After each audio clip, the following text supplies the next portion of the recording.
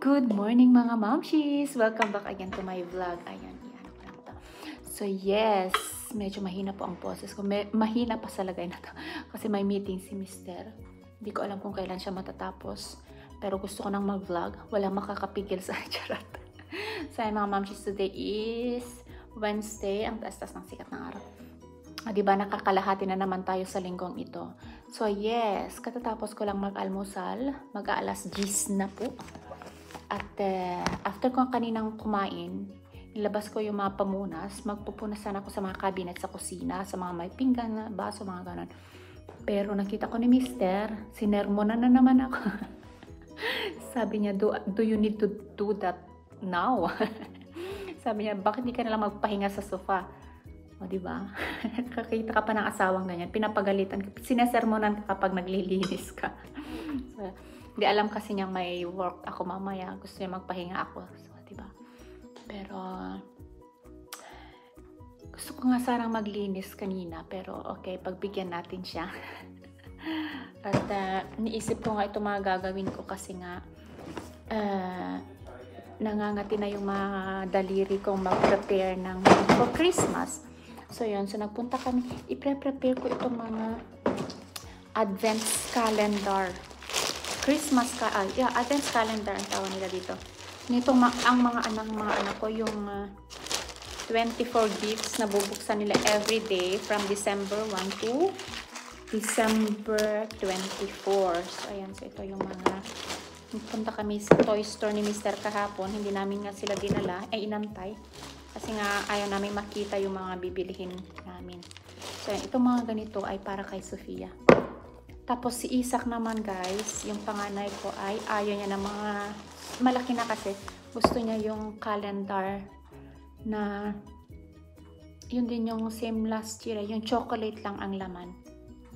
So bumili na lang ako ng ready-made na ganun para sa kanya. Pero itong anak kong si Sofia at si Lucas ay gusto nila yung mga bubuksan daw na may laman.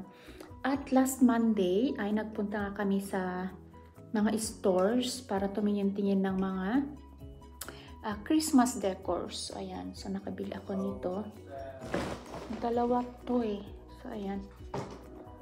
Tapos, itong Christmas ornaments. Ito yung mga nabili namin last time.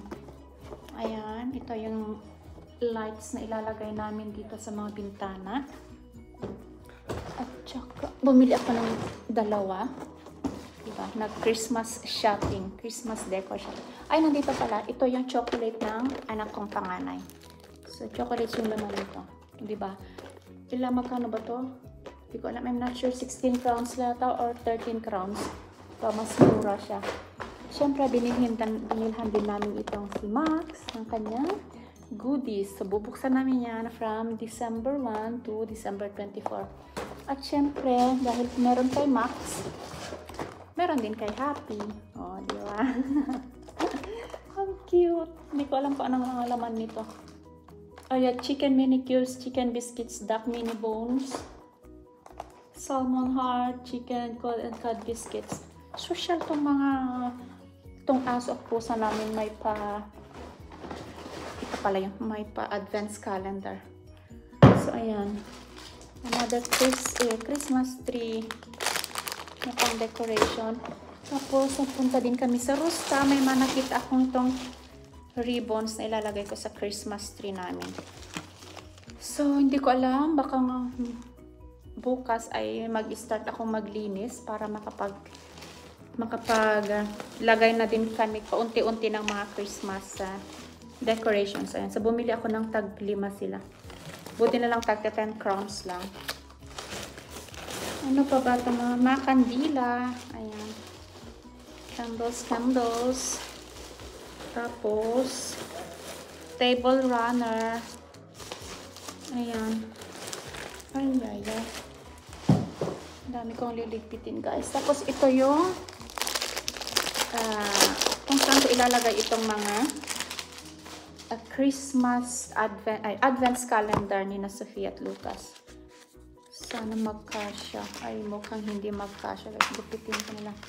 So, every brown bag ay isang laruan o isang candy, mga ganon. Ayan.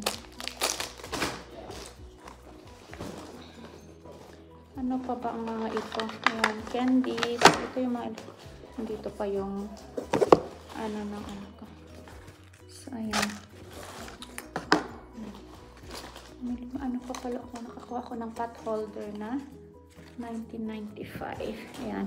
Medyas. Tapos, nag-order ako ng mga damit sa H&M. I think, paparating to. Ang cute ng Nutella. Oh. So, ilalagay ko dito kay Sofia dito. Sasama ko siguro itong isang medyas. So, ayan. Nag-order din ako ng mga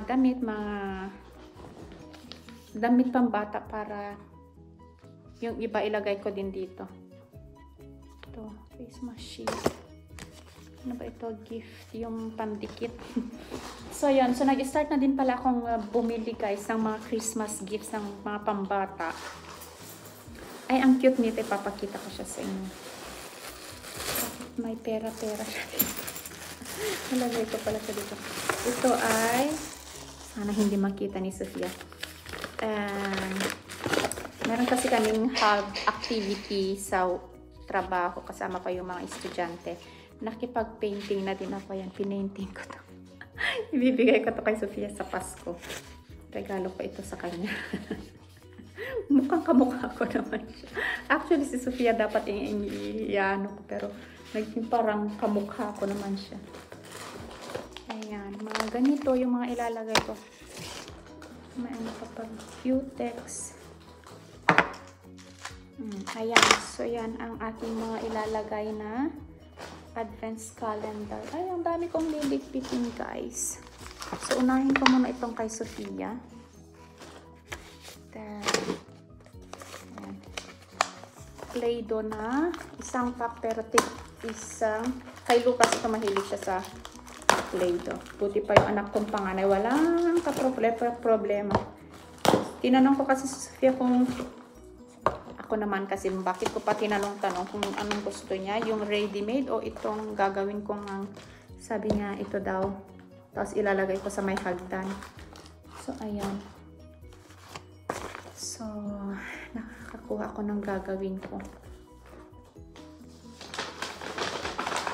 So, yan guys. Ginagawa nyo din ba ito? Gumagawa din ba kayo ng advance calendar for your kids?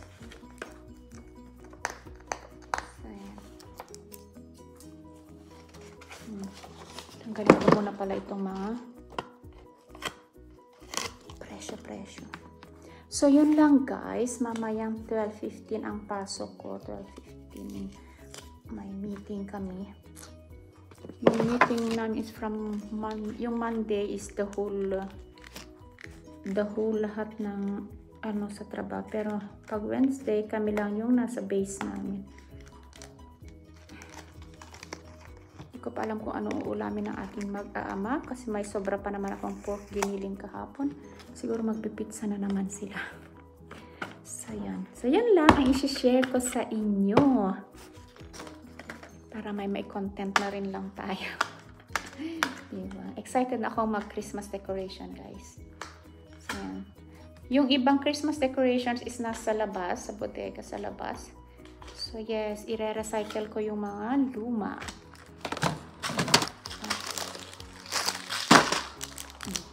Thank you guys for watching. Sana nag-enjoy kayo dito sa walang kabuluhang vlog ko for today. Buti na lang mag-save itong mga Lego. 53 na lang siya. So, bye! God bless everyone and thank you so much!